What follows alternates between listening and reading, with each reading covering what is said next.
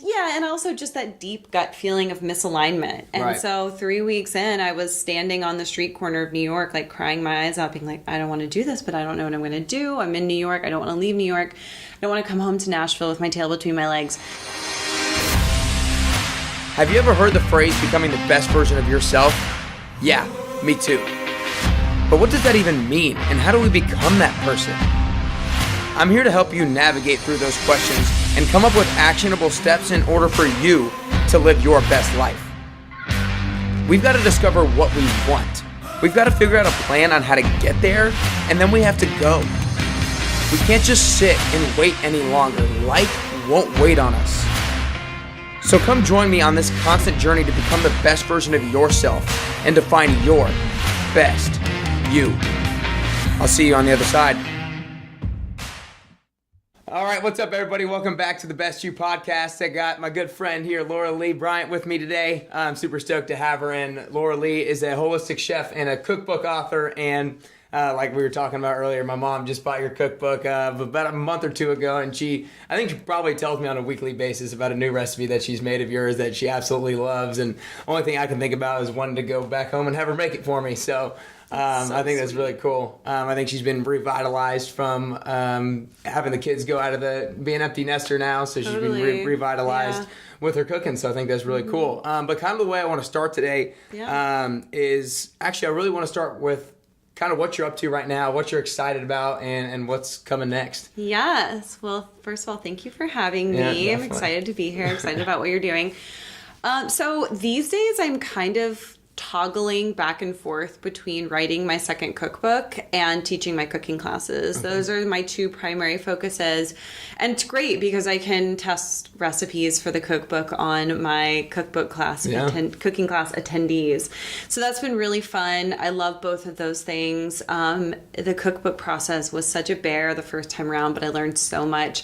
So I'm having more fun with it, I think. Sure. And I'm giving myself more time to write this one than I gave myself last time. So I'm doing that. I do some brand partnerships. I'm revving up a little bit of brand partnership. That's something that I haven't done a ton of in the past, but I think it can be a really good thing for my business, a great way for me to share products that I love, to really get that out there and support companies that are doing cool things in the world. So yeah, very good. Yeah. So the second cookbook, has there been a struggle that you didn't foresee coming that you didn't see in the first cookbook, or is it just kind of the same thing? I would say logistically, having longer to do it means that it's harder for me to get a sense of where I am in the process. When I was writing the first book, it was all I did. So I had a good beat on where I was. This feels a little more nerve-wracking because I'm doing it more piecemeal.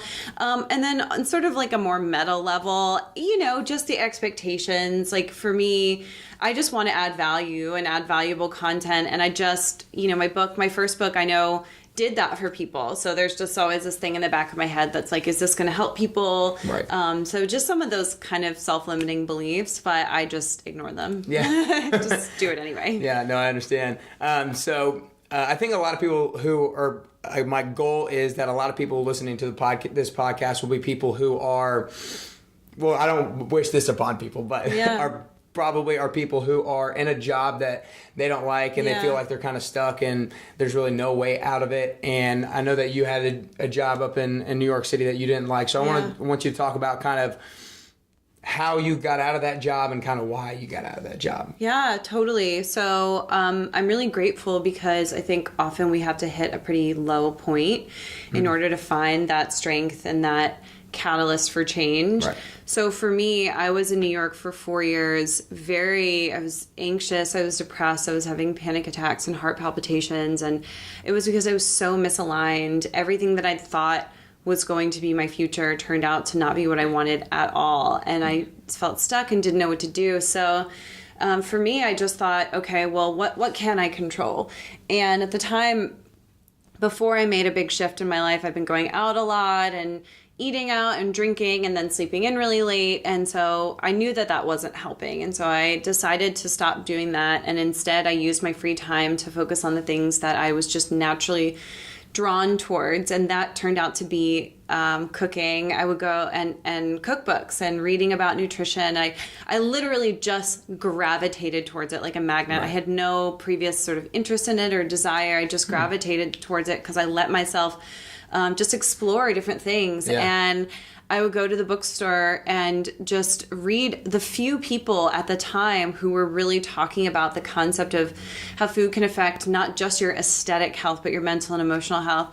And so then, on the weekends, I would go to the farmers markets and pick out all this amazing food. I started cooking, and about 6 months into that was when I really realized that my anxiety had decreased dramatically. Right. I was just so much happier in every aspect of my life. And that's when I knew that was something I wanted to share with other people and pursue as a passion. But I don't know. I think for me, some of it really just came down to the attitude that I try to carry with me, which is not have... I think we have this idea that because we have these fears and hesitations, that means we shouldn't do something. Right. Or we treat them like they are stumbling blocks. But Right. what I've learned is you can have the fears and the hesitations, but you can do it anyway. Yeah. And that's really been my motto. And so I thought, what do I really have to lose? I have a good education. I can always get a job. I'm not going to be homeless, you Right. know? What's the worst that can happen if I take this risk? And go for it. And from that day on, it was so the right decision that anytime I've had that little inkling or urge to make a big change or to go, get over some kind of an obstacle, I'm just going to do it anyway. Yeah. There are a couple things that I'm taking out of there that you said that you really didn't have this big interest or big desire or into kind of healthy eating in the past. Yeah. Do you think that the reason that you got more into it is because you were reading more about the mental and emotional side of things and you were kind of having those troubles at the time? I think it was twofold. I think I grew up in a house. My mom's an amazing cook, and we had home cooked meals every single night, and she makes such delicious food. And so I think on a subconscious level, I think I associated home cooking with comfort and family and community. And so I think that was part of why I just felt like a moth to a flame to start cooking for myself. But then I also think I knew then enough to know that it would behoove my mental and emotional and physical health to be cooking my own food, knowing the oils that I was using, and the amount of sugar and the amount of sodium versus takeout. So I think it was a couple different things. Okay, gotcha. Yeah. And another thing that you were saying, you kind of said towards the beginning, is you had this kind of realization that the life that you thought you were going to have, or that it was going to be moving forward, you realize that that's not what you wanted anymore. Mm-hmm. So tell me a little bit about like that realization process and what did you think your life was going to be? And then when did you realize that it wasn't going to be that? I thought I was going to be a lawyer. I was sure. I was mock trial president in high school, which is so ridiculous. Someone should have told me, like, you're not going to be arguing murder cases. I mean, some people do that, but that's like 0.00% of litigators who actually make it into court and do the fun stuff. But I thought that was what I wanted. So then when I went to college, I majored in English and did all the things that you do sort of pre-law. And then I thought, okay, well, I'll get a job as a paralegal in New York, work as a paralegal for a year, and apply to law school.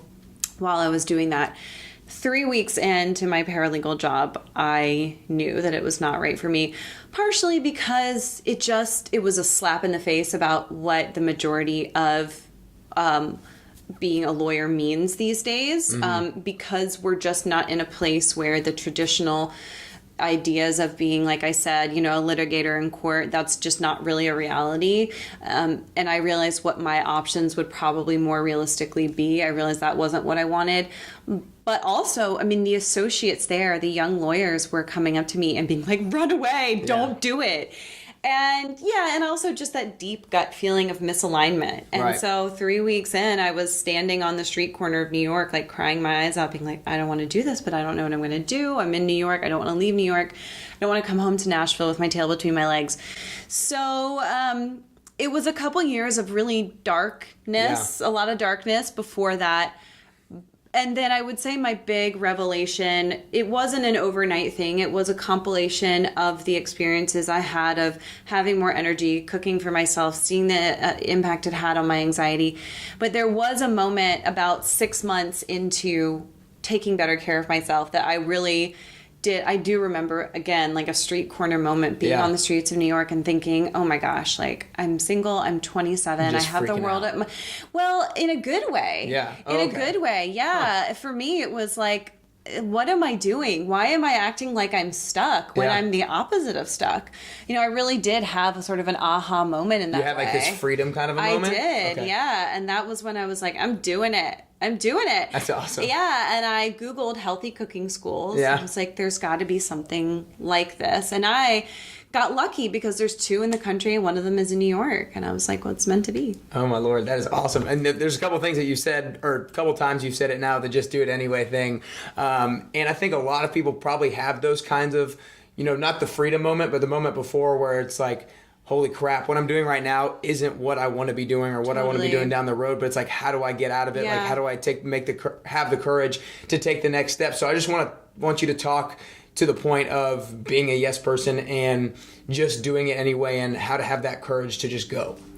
Well, that's the thing. I don't think you have to have courage for it. I think we have to put aside the idea that you need courage. Okay. I think courage is taking leaps when you don't feel like you necessarily have any sense of what's going to happen or cushion or I mean, to me that's what courage is really just, and it sounds so simple, but doing it anyway just means literally taking the actual steps that you need towards that, ignoring the fact that you're scared about it. Just literally tangibly writing down what is A to Z to get to this point and just doing that. Okay, cool. When you made the transition away from the job to the healthy cooking school, did you have any pushback from your parents or anything like that?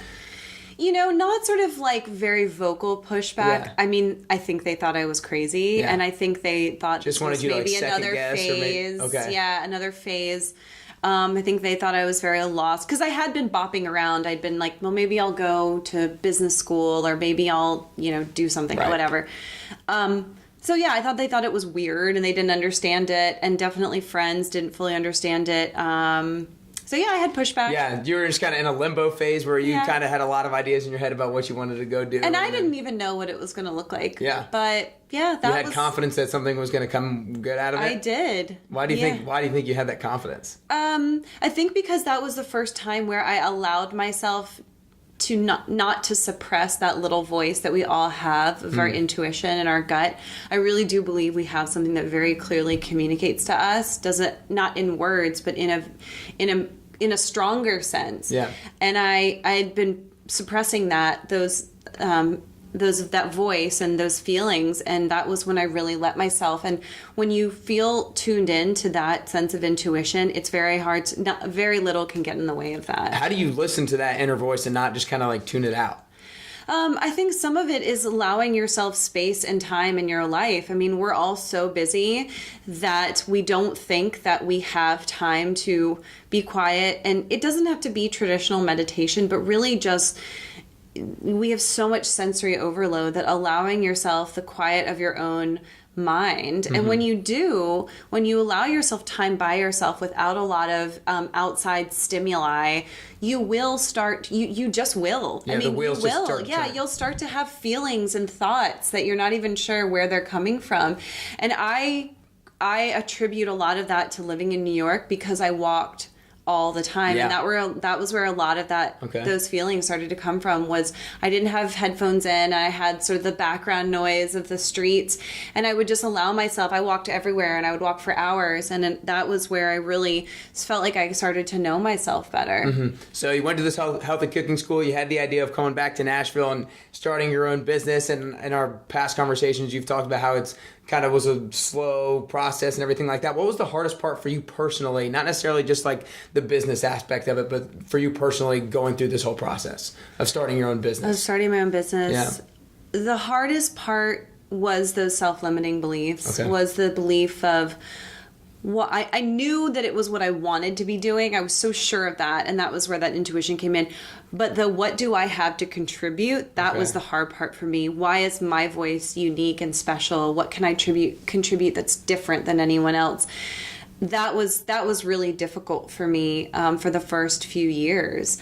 And so I think as a result, I led with the wrong concept. I think I led with, how do I create business? You know, how do I get clients? And thinking that was where my confidence was going to come from.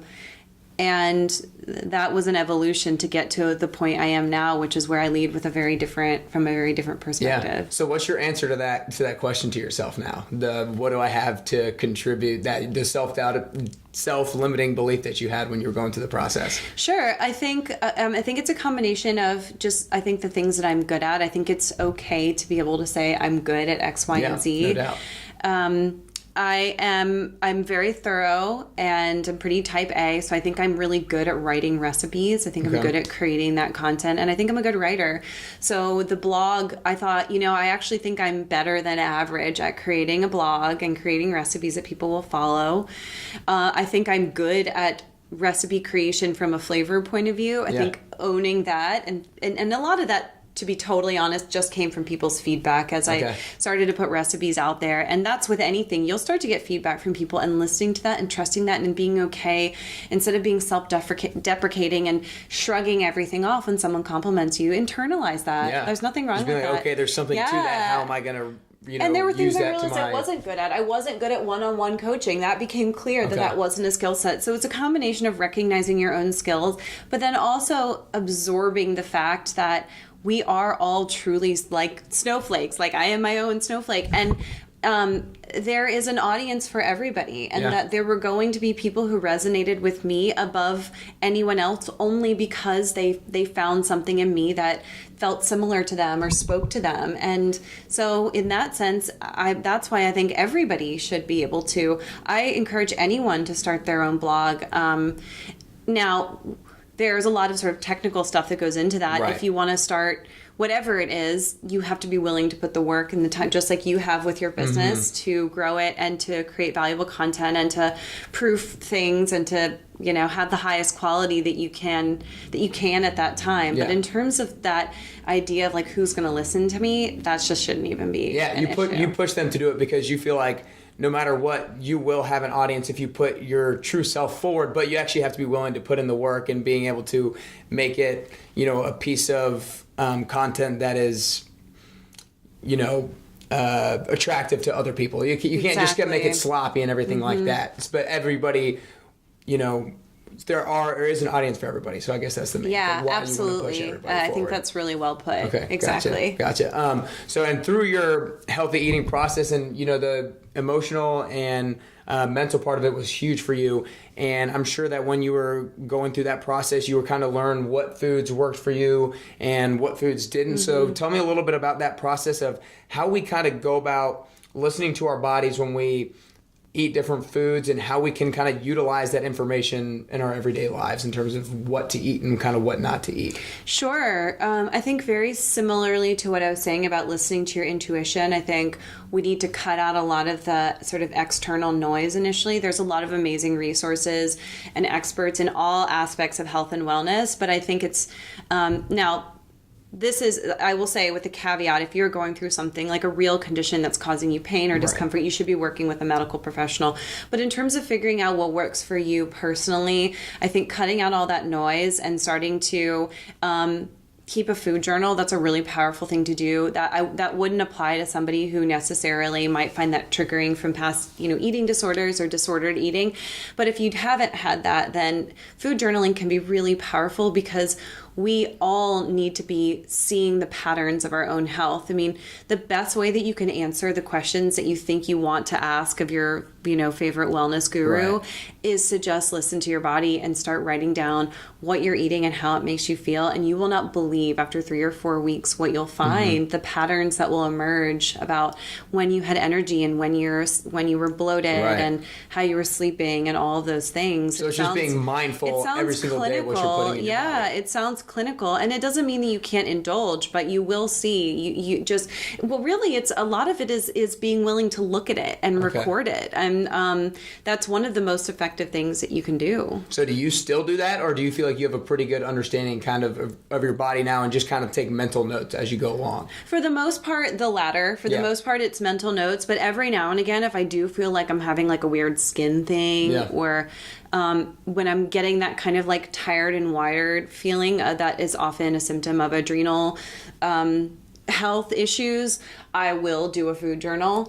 And pretty quickly I start to see the patterns for what I've been doing, and can make some easy changes that can make a huge impact. Gotcha. Cool. One thing I remember you saying in the past is that, you know, kind of when you started your own business, that creating your own schedule has always come relatively easy to you. And so I want to talk about kind of how you go about setting your own schedule.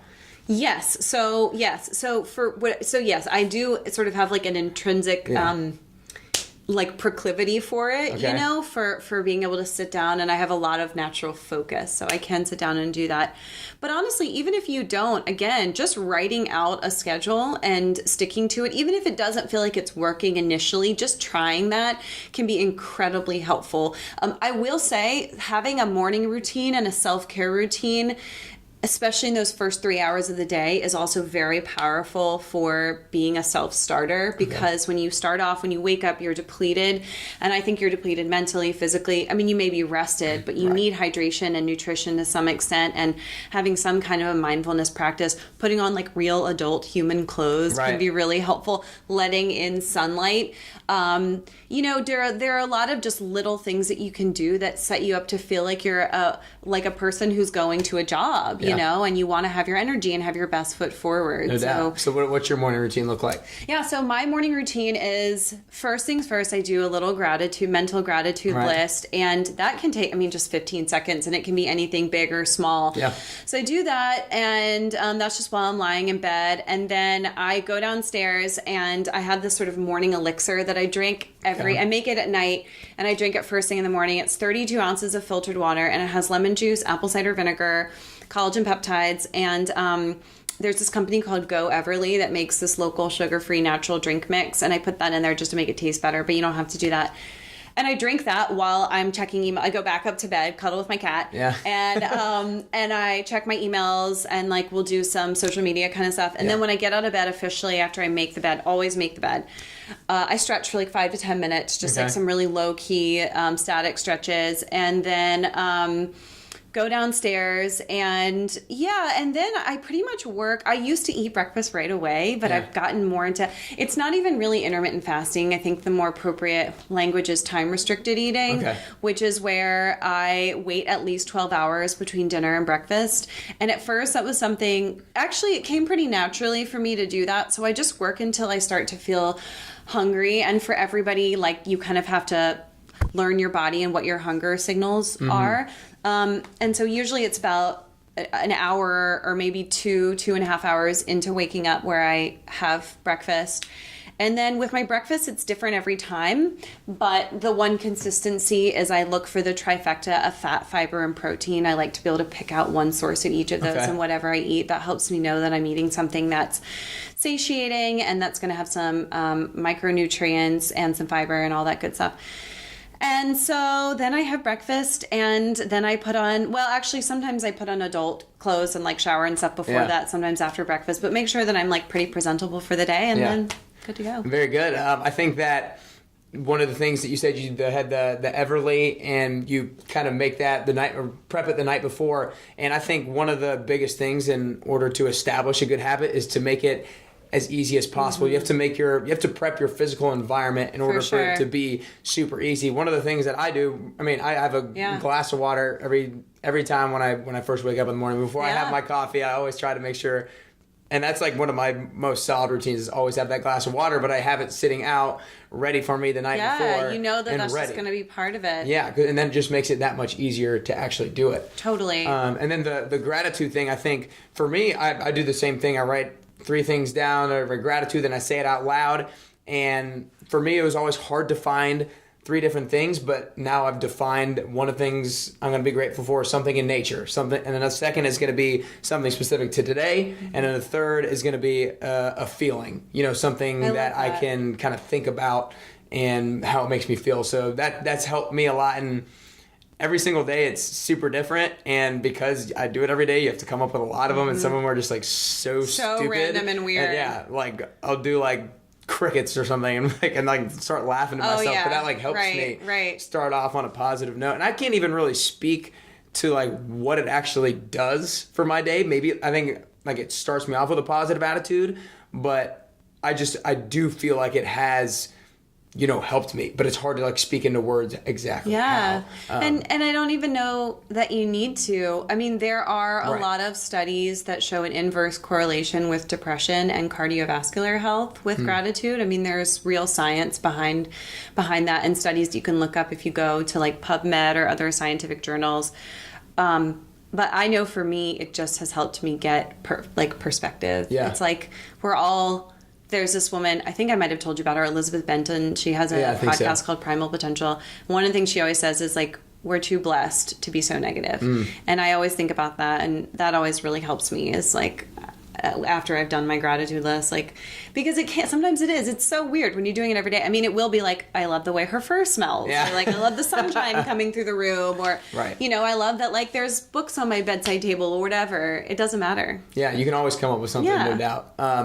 Who do you think has been your biggest role model or biggest mentor to this point in your life? Not even just business, can be just personal, but just anybody. Yeah. Actually, I just was with her, the woman I told you about. Her name is Alice Randall. She wrote the foreword to my first cookbook. And she's been my second mom and mentor. She is such a powerful woman. She's been incredibly successful. She raised such a strong, beautiful daughter who's a dear friend of mine as well. And she's always seen, but she's one of the few people, she taught me when I was 12. And we met when I was 12. So this was a huge age gap, but we had just had this immediate connection. That's crazy. And she was the first person who really saw me outside of the trappings of the things, of the template of my life. She really saw me and has always believed in me and encouraged me, but also been brutally truthful in a loving way. 100%. And, so she inspires me, but she's also tangibly helped me with my business, and I'm just so grateful for her. That's awesome. Yeah, what do you think the biggest lesson that she's taught you is? I don't know. I think more than anything, it's been her attitude, which is sort of, she doesn't let things be a big dramatic deal. Okay. She allowed me the freedom to make mistakes. And I think sort of tangentially to that, part of the reason she doesn't let things be a huge deal is because she's really trusted me. She's really trusted my instincts and taught me to trust myself in a way that I'm not sure that I did. I really like that. That's cool. Yeah. I think that's really an important lesson because, you've talked about your gut and intuition, and she's trust it. It's fine, where you have those maybe the self-limiting beliefs that have come up that you've talked about. So it's good to have somebody by your side to kind of enforce your own confidence in yourself and your own gut. So I think that's big. Let's see. I had a couple more. Oh yeah, this one came up in my head actually just this morning after I prepped the other questions. But you're an entrepreneur. You kind of work from home most of the time, right? Yeah. How do you separate out your day, and how do you separate when you're working and when you're not? Do you have defined times that you set for yourself, kind of when I'm working, and how do you tell your body when to shut off when you're at the same place when you're working, when you're not? I don't know if that makes sense. No, or not, totally. I don't know. That's hard for me. That doesn't, because I love my work so much and it's so integrated into every aspect of my life. They almost blend together. Yeah, because cooking is also my form of therapy. So what I would say is I do set a time limit at night unless I have a major deadline. I pretty much finish work at 7 or 7:30 at the latest. Okay. And so that's kind of the one cap. And then I allow myself to chill and read or watch Netflix or whatever at night. And then during the day, really, honestly, I just work until I find my brain starting to hurt. And then I allow myself to either just like sit and stare into space or go for a walk or cook but not be testing. Yeah. So to be totally honest, I don't really have a great way of doing that. Yeah. My life is like it's all so integrated. Yeah. No, but I think that's so great that it is so integrated, because one of the things that I've heard about people talk about entrepreneurs, like one of the negative things about it is like you don't know when to separate your like work from your rest. But like I think it's okay when you truly feel like that much joy and that there's so much integration, there's so much overlap to where you don't necessarily have to define the differences when you're doing work and when you're not. Mm-hmm. So I think that's good. I don't think that's something to like worry about. Yeah. I mean, there's definitely some like not so fun admin stuff that comes with it. Well, yeah, no doubt. But it's all Gotcha. good. You've talked now a couple times about how, if you're fearful of something or you're scared of something, that just do it anyway. Don't think about it. Just go. Just do it. Is there something that you've been fearful of in your business right now that you've been kind of holding back on taking the leap to do? Or like what are you scared of in terms of your business, and has it held you back from doing something recently? Mm-hmm. I've been really scared of expanding my team. I've been really scared of making it more than just me, and not even for sort of like not like selfish reasons. No, but really just because I'm afraid. I think there's a part of me that's afraid of growth. I think there's a part of me that's still like afraid of what this business could become when I am really pushing it to its furthest potential. And I actually don't really know why that scares me, but it does. But I am doing it anyway because I believe, because at the end of the day, it's not about me. It's about you guys. It's about my readers. It's about the people who come to have value added to their life. So I'm just, I've expanded to a team of 3. We're now 3, and they're amazing women who are just, have been. What's that been like thus far? It's awesome. Yeah. It's awesome. Yeah, they're brilliant. I'm so grateful to have them. But it's also like the visions that they have for me, it's like scary because I'm like, really? You think I can do that? Yeah.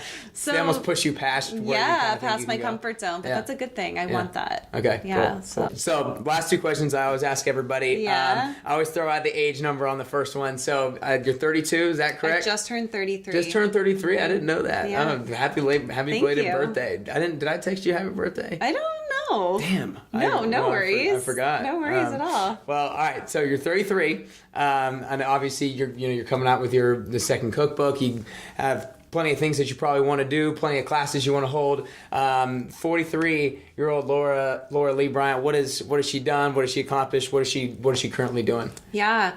So let's see. 43. I think I would be working on my 4th book. Okay. I think I'd be working on my 4th book. Because I want to continue to write cookbooks, so it's definitely part of it.